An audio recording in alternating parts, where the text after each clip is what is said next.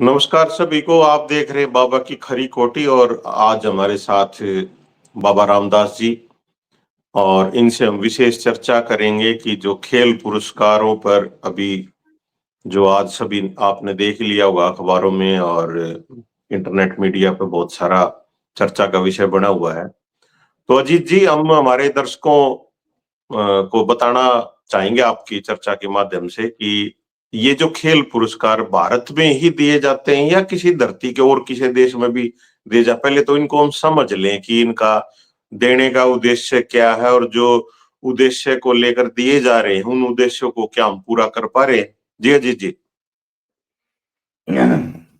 देखिए, खेल पुरस्कार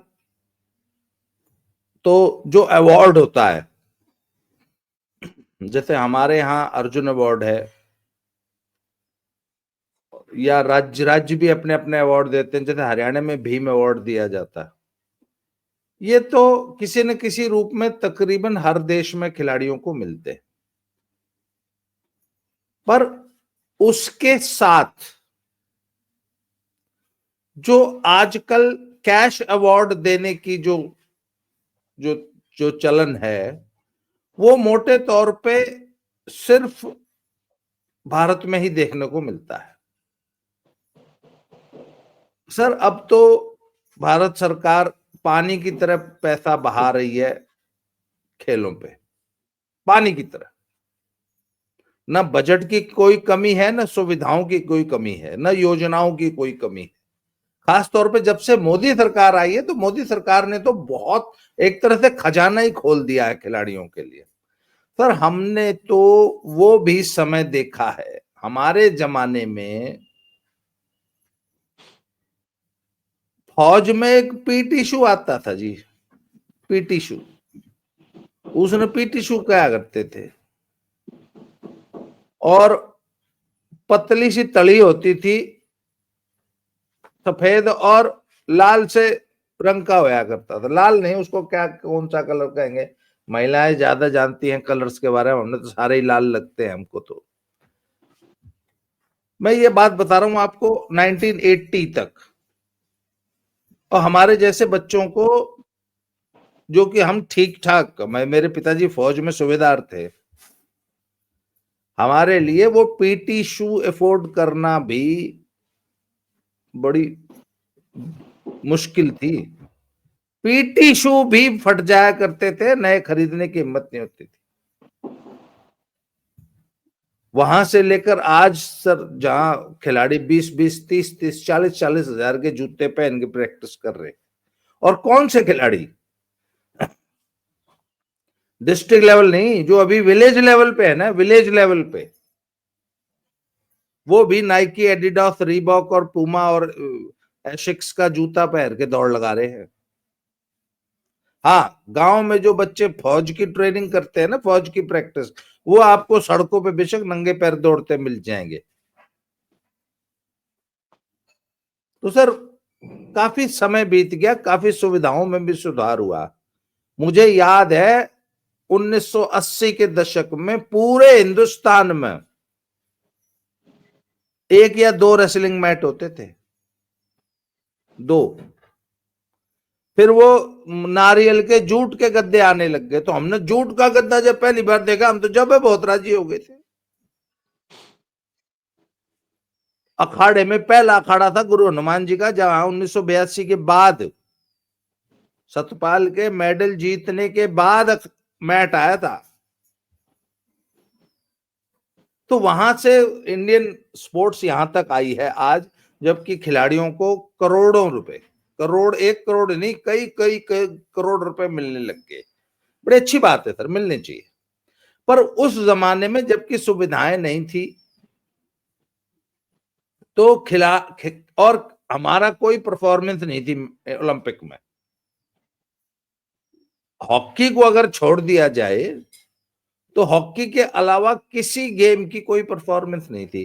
तब खेलों को प्रोत्साहन देने के लिए ये कैश अवार्ड वगैरह शुरू किए गए थे। उसी तरह अर्जुन अवार्ड के साथ भी कुछ कैश प्राइज मिलने लग गया था। सरकार ने अर्जुन अवार्ड के साथ कुछ ठीक ठाक सा कैश अवार्ड देना शुरू कर दिया। और उसके बाद हुआ कि तब सिर्फ खिलाड़ियों को मिल रहा है, कोचेस को नहीं मिल रहा। तो फिर आपको याद होगा 84 के आसपास जो है द्रोणाचार्य अवार्ड शुरू हुए थे कि भाई कोच भी तो मेहनत करता है। मुझे याद है पहला संस्करण में हमारे गुरुजी थे श्री भालचंद्र भास्कर भागवत साहब रेसलिंग के, उनको अर्जुन द्रोणाचार्य अवार्ड मिला था। सर वहां से लेकर आज तक ये जो अब तो खिलाड़ियों को, फिर उसके बाद खेल रत्न शुरू हुआ जो कि पहले राजीव गांधी के नाम पे था, अब ध्यानचंद जी के नाम पे शुरू हो गया। तो मेरे गुरुजी एक बात कहा करते थे, भागवत साहब, वो कहते थे कि ये जो एकदम छोटी उम्र में करियर की शुरुआत में ही जब हम खिलाड़ी को अर्जुन अवार्ड जैसे बड़े पुरस्कार, बड़े अवार्ड दे देते हैं तो वो एक कंफर्ट जोन में चला जाता है। भाई हिंदुस्तान में गरीबी थी तो वो क्या करते थे कि खिलाड़ी को पहले तो आते ही, पहला मेडल आते ही नौकरी दे दी, पहला मेडल आते ही, मेजर मेडल आते ही अवार्ड दे दिया। अब खिलाड़ी को नौकरी मिलते ही वो कंफर्ट जोन में चला जाता था। और नौकरी थी भी जरूरी, नौकरी थी भी जरूरी, भाई गरीबी थी। पर अगर आप सिर्फ डाटा उठा के देखेंगे ना पिछले 40 साल का, इस पे भी एक रिसर्च होनी चाहिए। जो समाज अपने अंदर झांकता नहीं ना सर, जो रिसर्च नहीं करता, जो आंकड़े नहीं रखता, वो फेल हो जाता है। जी बाबा जी, हिंदुस्तान में ऐसा कोई नेता नहीं है आज के दिन जो आपकी चर्चा को ना सुनता हो। तो आप उन सुझाव को दे ही दीजिए, हो सकता है कि इंप्लीमेंट हो जाए। उसको मैं ना वीडियो के अंत में अपने सुझाव दूंगा। मैं अभी मनु भाकर पे जो कंट्रोवर्सी हुई है ना, इसकी चर्चा कर रहे हैं। जी जी सर 22 साल की बच्ची है, बच्ची अभी 22 साल की है, 18 साल की उम्र में इसको अर्जुन अवार्ड दे दिया था।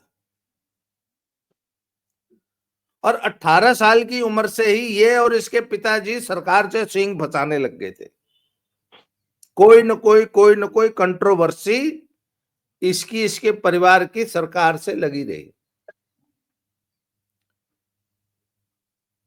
सर मैं ये मानता हूं कि अगर आपको जीवन में बहुत आगे जाना है तो एक तो ये छपास के रोग से, बहुत ज्यादा लाइमलाइट में आने के रोग से, कंट्रोवर्सी से, बहुत ज्यादा मीडिया में ओवर एक्सपोजर से बचो। अगर आपको किसी को बहुत आगे ले जाना है तो छोटी उम्र में उसको करियर की शुरुआत में overexposure to the media, बहुत बड़ी स्टारडम छोटी उम्र में देने से बचो। तो सर ये इस लड़की के साथ एक प्रॉब्लम थी कि 18 साल की उम्र से ही ये कंट्रोवर्सीज में इसका नाम आने लग गया था। विज साहब के साथ इसकी एक कंट्रोवर्सी हो गई थी। विज साहब ने बोला कि जब ओलंपिक में यो मेडल लिया गोल्ड, तो विज साहब पॉलिटिशियन आदमी, उन्होंने जोश जोश में 2 करोड़ रुपए अनाउंस कर दिया। फिर बाद में पता लगा था ये वो असली वाला ओलंपिक नहीं है, ये कोई यूथ ओलंपिक होया था, उसमें है गोल्ड मेडल, इस पे 2 करोड़ नहीं बनते जी। तो बात आई गई होगी, इसको कंट्रोवर्सी बनाने की जरूरत नहीं थी। खुद खिलाड़ी को भी समझना चाहिए कि नेता के ने बिना जानकारी लिए घोषणा कर दी। हालांकि विज साहब की भी ये गलती थी, उन्होंने घोषणा बिना जाने समझे कर दी। वहां से इसकी एक कंट्रोवर्सी शुरू हो गई थी अनिल विज साहब से कई साल पहले, अगर आपको ध्यान हो। दर्शक जो है वो ट्वीट का आदान प्रदान हुआ था। वहां से लेकर अब इसने सर देखिए, भारत सरकार ने एक सिस्टम बना रखा है कि आपको कोई भी अवार्ड अगर भारत सरकार से लेना है तो आप उसके लिए अप्लाई करेंगे। अब इन्होंने अप्लाई किया नहीं, वो आज मैंने न्यूज मीडिया में देखा है कि उन्होंने दावा किया इस बात का कि अप्लाई किया है उन्होंने। सर वो दावा गलत कर रहे हैं जी पहली बात। क्योंकि अप्लाई किया अगर होता तो भारत सरकार के पास कोई कारण नहीं है। सर जब अप्लाई होता है ना, मेरी बात सुनिए, मैं इस प्रक्रिया को समझता हूं। एक कमेटी बनाई जाती है, पहले 6 लोगों की कमेटी हुआ करती थी, इस सरकार ने 12 लोगों की कमेटी बना दी है, जिसका जो हेड है वो सुप्रीम कोर्ट का एक रिटायर्ड जज है। तो सुप्रीम कोर्ट का जज तो हवा में काम तो नहीं करेगा ना, वो तो कागज पे ही काम करेगा। तो सर जितनी एप्लीकेशन आती है ना, बकायदा 12 के 12 लोग उस पे बैठ के बाकायदा चर्चा करते हैं जी,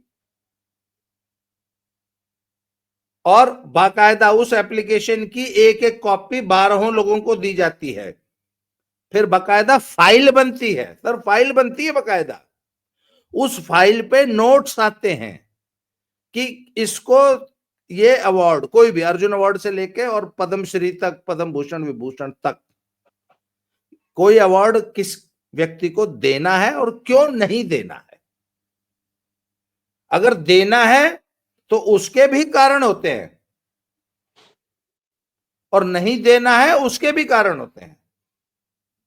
फिर फाइनल डिसीजन वो कमेटी लेती है, देना है कि नहीं देना है। वो कमेटी में 12 लोगों की कमेटी है, तो सर्वसम्मति से एक डिसीजन लिया जाता है। उसमें हो सकता है कुछ लोग खिलाफ हो, कुछ पक्ष में हो, वो होता है। उसके बाद फिर वो फाइल जो है खेल मंत्रालय को जाती है, वहां से फाइनल अप्रूवल होता है। तो अगर एप्लीकेशन आई है तो या तो किसी ने फाड़ के डस्टबिन में भगा दी, पर आजकल एप्लीकेशन ऑनलाइन आती है सर, आपको तो पता है ना, आजकल ऑनलाइन अप्लाई करना पड़ता है। अगर कोई चाहे तो फिजिकली भी अप्लाई कर सकता है, पर ऑनलाइन भी कर सकता है। तो ऐसा तो हो नहीं सकता कि एप्लीकेशन आई थी और खेल मंत्रालय में किसी ने फाड़ के भगा दी। उसमें स्पोर्ट्स अथॉरिटी ऑफ इंडिया भी इन्वॉल्व होती है, उसमें उस कंसर्न्ड गेम की फेडरेशन भी इन्वॉल्व होती है उस प्रक्रिया में पूरी में। तो सर अगर ये सरकार कह रही है कि एप्लीकेशन आपकी नहीं आई, ये कह रहे हैं आई है, अगर आई है तब तो उस पर पूरा डेलिब्रेशन हुआ होगा, चर्चा हुई होगी, नोट्स लगे होंगे। तो सरकार अगर कह रही है नहीं आई तो नहीं आई, अगर आई है तो इनको सोशल अपना पब्लिक डोमेन में वो प्रूफ सबमिट कर देना चाहिए, यानी हमने तो अप्लाई किया था। अच्छा मान लीजिए अप्लाई किया नहीं किया, खेल अवार्ड मिला नहीं मिला, अब ऐसा तो है नहीं सर कि ये कुंभ का मेला है अगला 12 साल बाद भरेगा, ऐसा तो नहीं है ना। बहुत से खिलाड़ियों को उनकी पीक परफॉर्मेंस के 2 3 4 5 6 साल बाद भी खेल रत्न अवार्ड मिले हैं। इनफैक्ट जो खेल रत्न अवार्ड है वो किसी एक परफॉर्मेंस पे नहीं दिया जाता है। आपको बताऊं, जब खेल रत्न अवार्ड के लिए कोई व्यक्ति अप्लाई भी करता है तो उसकी पिछले 6 साल 7 साल की परफॉर्मेंस देखी जाती है। लास्ट परफॉर्मेंस कब थी, पिछले 6 साल में क्या स्टेडीली ये परफॉर्म करता आ रहा है। और कई बार तो अवार्ड कमेटी जो है यहां तक भी देती है कि क्या इस खिलाड़ी का अभी और करियर बाकी है, क्या उम्र है इसकी। अच्छा जी 38 साल का हो लिया, 2 साल से रिटायर भी हो लिया, चलो इसने दे दो। बोला ये तो अभी बालक है जी, बोला चलो इसने 2 साल बाद देंगे, 4 साल। बल्कि मेरे गुरुजी कहा करते थे कि खर्चे के लिए पैसे भी दो, नौकरी भी दो, पर नौकरी के साथ लियन लगाओ कि अगले 5 साल तक आपको ये परफॉर्मेंस देनी पड़ेगी, इतनी परफॉर्मेंस। अर्जुन अवार्ड छोटी उम्र में करियर की शुरुआत में मत दो, मेरे गुरुजी ये बोलते थे। बोले उसका बोलते हाँ भाई तेरा अवार्ड पक्का हो लिया है, पर मिलेगा ऐसे 6 साल बाद। तो क्योंकि मैंने देखा है, मैं आपने भी महसूस किया होगा, हिंदुस्तान के 90% खिलाड़ी नौकरी मिलते ही या थोड़ी सी सक्सेस मिलते ही अपने रास्ते से भटक जाते हैं, उनका कंफर्ट जोन में आ जाते हैं, उनका फोकस हट जाता है स्पोर्ट्स से, और वो हम अपने टैलेंट को कच्ची उम्र में स्टारडम, कच्ची उम्र में इतना कुछ देके उनको पथ भ्रष्ट कर देते हैं। उनको उनके लक्ष्य से डिगा देते हैं, उनको दुनियावी अन्य जो कंफर्ट्स होते हैं ना, ऐश अय्याशियों में उलझा देते हैं। और ये हमारा एज एन एडमिनिस्ट्रेटर हमारा है कि एक बच्चा है जो कि 18 साल की 20 साल की उम्र में इतना अच्छा परफॉर्म कर रहा है। सर विदेश में चले जाइए, 4-4 5-5 ओलंपिक खेलते हैं खिलाड़ी। हमारे ही देश में 3-3 4-4 ओलंपिक खेलने वाले खिलाड़ी हैं, और ऐसे भी हैं जो एक पहला मेडल आते ही बिछड़ गए और खत्म हो गए। अच्छा, आप कह रहे थे कि बाकी देश भी देते हैं क्या? सर हमारे देश में तो खिलाड़ी सारा साल न तो पढ़ाई करता है, न कभी कॉलेज जाता है, न कभी कोई नौकरी करता है, नौकरी में फ्री की तनख्वाह लेता है, सारा सारा साल कैंपों में पड़े रहते हैं। Sir America, Russia, Germany, China, ये भी तो देश हैं। इनमें तो ना तो कोई साल भर के कैंप लगते, ना नौकरियां मिलती, ना कैश अवार्ड मिलते, ना इतना कोई बहुत बड़ा स्टारडम मिलता, ना कोई बहुत बड़ी कैश अवार्ड मिलते हैं। सर हमारे यहाँ तो ऐसे, ये जो रशियन कंट्रीज हैं, इनमें तो बोलते थे कि हमारे यहाँ तो ओलंपिक चैंपियन ऐसे घूमते हैं जैसे आपके यहाँ आम आदमी घूमता है। बोले हमने तो कोई 2 रुपए नहीं देता, 2 रुपए। आप वो छोड़ दो, आप ये ऑस्ट्रेलिया और न्यूजीलैंड और ये इनके जो खिलाड़ी थे क्रिकेट के, वेस्ट इंडीज वाले, वो हमारे वालों से बोलते थे यार एक आधा ऐड हमने भी दिलवा दे भाई। हमारे इंडियन क्रिकेटर का स्टेटस और वेस्ट इंडीज वाले तो बेचारे हमारे आगे जो है वो, हमारे वाले मर्सिडीज में चले तो उन तो साइकिल नसीब नहीं होती। इंडिया सर ऐसी सोसाइटी है कि अपने स्टार्स को बहुत बड़ा कद, बहुत बड़ा रुतबा, बहुत बड़ा स्टेटस, बहुत बड़ा सेलिब्रिटी बना देते हैं, बहुत ज्यादा पैसा लाद देते हैं। सर ये अच्छी बात है, खिलाड़ी को मिलना चाहिए, पर छोटी उम्र में इतना कुछ देके, जबकि वो कच्ची उम्र का होता है। सर मनु भाकर इसी सिंड्रोम से पीड़ित है, मैं आपको बता रहा हूं। आपने पिछले, जब से उसका ओलंपिक मेडल आया है, आपने, या मैं दर्शकों को बोलूंगा, आप मनु भाकर का सोशल मीडिया प्रोफाइल, जरा उसकी सोशल मीडिया एक्टिविटीज, उसकी सोशल एक्टिविटीज पर नजर दौड़ाइए। आज की तारीख में 100 से ज्यादा मनु भाकर पेजेस, फैंस ये चल रहे हैं। मनु भाकर के खुद के ऑफिशियल चल रहे हैं, हर एक सोशल मीडिया प्लेटफॉर्म पे, उस पे इसकी दुनिया भर की सोशल एक्टिविटीज, स्पोर्ट्स से इतर, फैशन परेड, ये परेड, वो परेड, मतलब ये एक्टिविटी, ये इवेंट सब चल रहा है। मैंने तो 6 महीने में एक भी खबर, एक भी इवेंट, एक भी फोटो नहीं देखी जहां मनु भाकर ट्रेनिंग भी कर रही हो। नहीं, उसका ऑफिशियली आया, अभी मैं ब्रेक पे हूँ और ब्रेक के बाद मैं दोबारा स्टार्ट करूंगी। चलिए अच्छी बात है सर। ब्रेक लेने के भी तो, आप तो खिलाड़ी खेल जगत से जुड़े, आपके घर में ओलंपियन है, तो ब्रेक भी एक्टिव ब्रेक लिया जाता है सर। खिलाड़ी में स्पोर्ट्स में एक टर्म होता है रेस्ट, पर वो रेस्ट नहीं होता जी, एक्टिव रेस्ट होता है। खिलाड़ी रेस्ट में भी एक्टिव रेस्ट होता है। तो वो कोच के ऊपर भी, मैं तो मानता हूं कि पेरेंट्स के ऊपर डिपेंड नहीं रहता है, यहाँ पे आगे बच्चा फिर कोच के ऊपर डिपेंड हो जाता है इतनी परफॉर्मेंस देने के बाद। सर फिर भी सामाजिक आचार विचार व्यवहार संस्कार तो पेरेंट्स ही देते हैं भाई। ठीक है, मनु भाकर नए जमाने की अच्छी एक मॉडर्न लड़की है, पर सर मनु भाकर की सोशल मीडिया एक्टिविटीज अगर आप देख लेंगे तो आपको लगेगा कि नहीं, लड़की का फोकस खेलों से हटके सोशल एक्टिविटीज की तरफ बहुत ज्यादा है।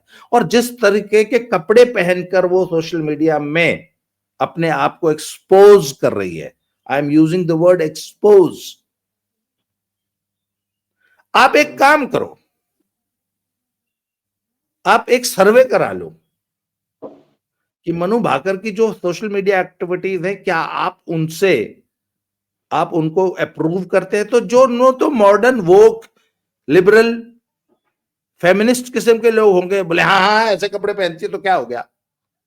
तो जो सामाजिक व्यक्ति होगा ना, वो अप्रूव नहीं करेगा। तो मैं ये आरोप लगा रहा हूं कि मनु भाकर का फोकस स्पोर्ट्स से हटके अन्य सोशल एक्टिविटीज की तरफ ज्यादा हो गया है। इस गफलत में उन्होंने खेल रत्न अवार्ड के लिए अप्लाई नहीं किया, और अगर अप्लाई नहीं किया था और इस साल नहीं मिला तो इसमें कुछ भी नया नहीं है। मतलब जी आप ये चिंता इसलिए जाहिर कर रहे हो क्योंकि आपको आने वाले 2-3 ओलंपिक में पोटेंशियल दिख रहा है कि भारत की बिल्कुल तरफ से मेडल आ सकते हैं, बिल्कुल इसलिए आप चिंता जाहिर कर रहे हो। बिल्कुल। एक एक एक्सट्रीमली टैलेंटेड बच्चा अपना फोकस हटा के दुनियावी चीजों में उलझ के रह गया। अदरवाइज मैंने तो ऐसे भी खिलाड़ी देखे हैं सर, जो ओलंपिक मेडल जीतने के बाद अगले दिन सुबह फिर ट्रेनिंग कर रहे थे। आज शान ने मेडल लिया है, अगले दिन फिर वार्म अप कर रहा था, अगली सुबह, और फिर उसके अगले ओलंपिक भी जीता, फिर उसका अगला भी जीता, फिर उसका अगला भी जीता। ऐसे खिलाड़ी इस धरती पे मौजूद है। तो सर इस कंट्रोवर्सी की जरूरत नहीं थी। अगर मनु भाकर को इस साल अगर खेल रत्न अवार्ड नहीं मिलेगा तो आसमान नहीं टूट पड़ेगा। ये एक कॉमन प्रैक्टिस है कि खिलाड़ी को आज की परफॉर्मेंस के 4 साल बाद, बल्कि मैं तो कहता हूं कि 4, 6, 8 साल बाद ही अवार्ड मिलने चाहिए। 18 साल की उम्र के बच्चे को अर्जुन अवार्ड मत दो, उसका अवार्ड पक्का कर दो, उसको बोल दो हाँ भाई तेरा पक्का हो लिया है, मिलेगा जब तू 28 साल की हो लेगी और रिटायर हो लेगी। मतलब रिटायरमेंट के बाद उसको दे। बिल्कुल, जब तक वो, या तो तू डिक्लेयर कर जी मेरी तो जी इंजरी होगी, मेरी तो रिटायरमेंट है, मैंने तो जी ब्याह करा लिए, मैंने तो जी 3 बालक हो लिए, ये मन दे दो जो मेरा देना। जब तक खिलाड़ी परफॉर्म कर रहा है, जब तक एक्टिव है, तब तक उसको उसके साथ ऐसा कुछ मत करो कि उसका फोकस अपने लक्ष्य से हट जाए। अर्जुन को सिर्फ चिड़िया की आंख दिखती थी। जब तक तो इन अर्जुन बना के रखोगे तब तक तो ये निशाने मारते रहेंगे। अगर इनको चिड़िया की आंख के अलावा सारी धरती दिख रही है, चिड़िया की आंख पे ध्यान को ये नहीं पता चिड़िया कहाँ है, चिड़िया की आंख तो फिर दिखेगी। आज की तारीख में मनु भाकर ने ये नहीं पता चिड़िया भी है कोई। मनु भाकर ने सारी दुनिया देखा, उसको ये ध्यान में नहीं था कि अर्जुन अवार्ड के लिए, खेल रत्न के लिए अप्लाई भी करना, और झूठ बोल रहे हैं कि अप्लाई किया है। अगर अप्लाई किया होता तो खेल मंत्रालय की वो स्क्रीनिंग कमेटी कुछ ना कुछ हाँ ना उसकी एप्लीकेशन पे जरूर लगाती। यही प्रोसीजर है। और जहां एक और कंट्रोवर्सी आई है कि मोहम्मद शमी को तो बिना एप्लीकेशन के भी दे दिया था। जब मोहम्मद शमी ने अप्लाई नहीं किया, क्योंकि आई थिंक वो टीम के साथ कहीं बाहर था, वो मॉडलिंग करता नहीं फिर रहा था मुंबई में, तो बीसीसीआई ने उसके एवज में अप्लाई किया था। जब मोहम्मद शमी अप्लाई करना भूल गया था या वो नहीं कर पाया था, तो उसके जगह पर बीसीसीआई ने अप्लाई किया था, तब मिला था। और एक बार बताऊं, स्वतः संज्ञान भी खेल मंत्रालय को ले लेना चाहिए। और बाकायदा वो जो चीफ जस्टिस उसने नोट लगाया है कि नो हम जब उससे पूछा गया, बोलो ने शी नेवर अप्लाइड, उसकी एप्लीकेशन हमारे सामने आई ही नहीं। और सर आ जाएगी, और मैं तो कह रहा हूं कौन सा आसमान टूट पड़ा, अभी तो बहुत कैरियर बाकी है, 2 साल बाद दे देंगे, 4 साल बाद दे देंगे। और 4 उसके साल बाद तो बाद खेल मंत्री भी हाँ उस करता है कुछ ना कुछ, वो भी शायद इस पे देख लेंगे। लेकिन पर मतलब ये सारी पॉलिसी जो है, अभी तक जो इतना खजाना इनकी तरफ जा रहा है खिलाड़ियों की तरफ, तो वो हमारी परफॉर्मेंस जो कम होती जा रही है, तो कहीं ना कहीं आप उस तरफ इशारा कर रहे हैं कि एक तरफ तो हम इतना पैसा दे रहे हैं इन खिलाड़ियों के ऊपर, लगा रहे हैं, और फिर नजदीक जाके हम वो उतनी परफॉर्मेंस नहीं ले पा रहे इन खिलाड़ियों से जितनी वे दे सकते हैं। बिल्कुल और मैं मनु भाकर को सिर्फ एक सलाह दूंगा, और मनु भाकर को नहीं, हर व्यक्ति को, अगर आपको जीवन में आगे बढ़ना है तो कंट्रोवर्सी से दूर रहिए। अगर कोई छोटी मोटी कंट्रोवर्सी लाइफ में हो भी जाए ना, तो उसको अवॉइड करिए। अनावश्यक मीडिया में लाइमलाइट में आने की कोशिश मत करो, अनावश्यक विवादों में मत फंसो, और सरकार से तो बिल्कुल मत फंसो, क्योंकि जो सरकार होती है सांड सांड, सांड को लाल कपड़ा मत दिखाओ, अंत में नुकसान आपका ही होगा। इसलिए, और दुनिया में हर उस बच्चे को जिसको जिंदगी में आगे बढ़ना है, विवादों से दूर रहो, अनावश्यक पब्लिसिटी से दूर रहो, अनावश्यक खुद को सोसाइटी में एक्सपोज मत करो, अपने लक्ष्य पे काम करो, दिन रात मेहनत करो, और जब तक खिलाड़ी हो, ब्रह्मचर्य जीवन में हो, ब्रह्मचारी हो, तो भैया ब्रह्मचर्य पे ध्यान दो और अपने लक्ष्य पर ही फोकस करो। ये दुनियावी चीजों के लिए, एंजॉय करने के लिए तो जिंदगी पड़ी है। अभी उम्र क्या है सर मनु भाकर की? अब 22 साल की ईब हुई है, इसलिए she should focus on her career only. या तो फिर बोल दे भाई शूटिंग शाटिंग खत्म, ये तो हम फिल्म में हीरोइन बनूंगी, मॉडलिंग करूंगी, वो भी एक अच्छा कैरियर है, मैं उसको बुरा नहीं मानता। फिर स्पोर्ट्स में छोड़, फिर अपना फिल्मी कैरियर देख, बढ़िया, उसके अंदर टैलेंट है, बहुत सुंदर है, सब कुछ है। और जिस समाज को बिल्कुल बिल्कुल अजीत जी, आप इस आपके जो सुझाव वाली जो बात थी वो और एक बार शायद आ ही गए होंगे आपके। पहला सुझाव, खिलाड़ी को बहुत मोटी धनराशि शुरुआती दौर में मत दीजिए, उसको सिर्फ उतना दीजिए कि उसका करियर चलता रहे, वो अपनी प्रैक्टिस करता रहे। उसको नौकरी दीजिए तो इस शर्त पे दीजिए कि अगले 5 साल तुमको इस लेवल की परफॉर्मेंस देनी है, अदरवाइज ये नौकरी नहीं, स्कॉलरशिप मान लेना। सर 99% हमारे खिलाड़ी जो छोटे या बड़े लेवल की नौकरी मिल जाती है, जिनको करियर के शुरुआती दौर में, वो उसको मिलने के बाद 99% अपना फोकस लूज कर देते हैं। आप बेशक स्टैटिस्टिक्स उठा के देख लो, इस पे एक बकायदा रिसर्च करने की जरूरत है। इस देश को इस पर रिसर्च करनी चाहिए। इसलिए अगर आपको लंबे तौर पर रिजल्ट चाहिए तो खिलाड़ियों को छोटी उम्र में अवार्ड मत दो, उसका अवार्ड उसके नाम सैंक्शन करके उसके खाते में घेर दो, मिलेगा 8 साल बाद। उसी तरह कैश अवार्ड मिलेगा 8 साल बाद, बकायदा ब्याज के साथ मिलेगा। अभी स्कॉलरशिप मिलेगी इतनी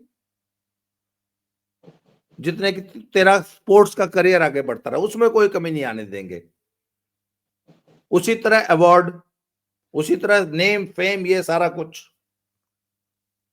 पर आज तो सर खिलाड़ी सबसे बड़ी बात है, और सर देश का भट्ठा बैठाने में ये जो हमारी जो आजकल स्पोर्ट्स मैनेजमेंट कंपनीज है ना, इन्होंने और नाश कर रखा है।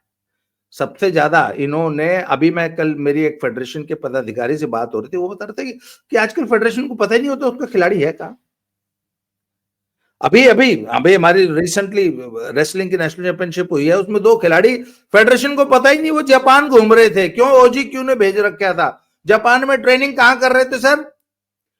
यूनिवर्सिटी लेवल के एक कोचिंग सेंटर पे, जिसमें यूनिवर्सिटी लेवल के बिल बनाने होंगे ना, बिल। हाँ, हमारा ओलंपिक चैंपियन अपनी नेशनल चैंपियनशिप छोड़ के जापान में यूनिवर्सिटी लेवल के एक सेंटर पे ट्रेनिंग करने के लिए भेज रखा। अमन शेरावत यूनिवर्सिटी के बालका गेलिया ट्रेनिंग कर रहा है, नेशनल नहीं लड़या। नेशनल फेडरेशन ने पता ही नहीं अमन शेरावत कहां गायब है, OGQ ने भेज दिया। अमन शेरावत आज फेडरेशन का बच्चा ही नहीं है, OGQ हो गया था। हमारा नया बाप तो OGQ है, तो फेडरेशन की क्यों मानना? सारा खर्चा तो OGQ कर रही है। भाई आपके बच्चे को आपका पड़ोसी खिलाने लग जाए तो आपकी रिस्पेक्ट क्यों करेगा? बोले चल लेने तू, तेरे धरो नमक चटनी भी कोने उड़े तो घी मिलने लग रहा है, क्यों? तो ये बिल्कुल हालत हो अजीत गई। जी, बिल्कुल आपने उदाहरण दिए हैं और ये जो हुई है कंट्रोवर्सी, इससे आने वाले समय में मैं मानता हूं कि हर नेता आपको फॉलो करता है और जिसकी कलम में ताकत है ये सब सुधार करने की, तो वो जरूर आने वाले समय में सुधार करेगा और हमें जरूर देखने को मिलेगा। और ये प्रदेश सरकारों के लिए भी बहुत जरूरी है, क्योंकि हरियाणा प्रदेश भी बहुत सारा पैसा अपने बजट का इन पे लगाता है, तो प्रदेश सरकारों को भी अमल में लेनी चाहिए।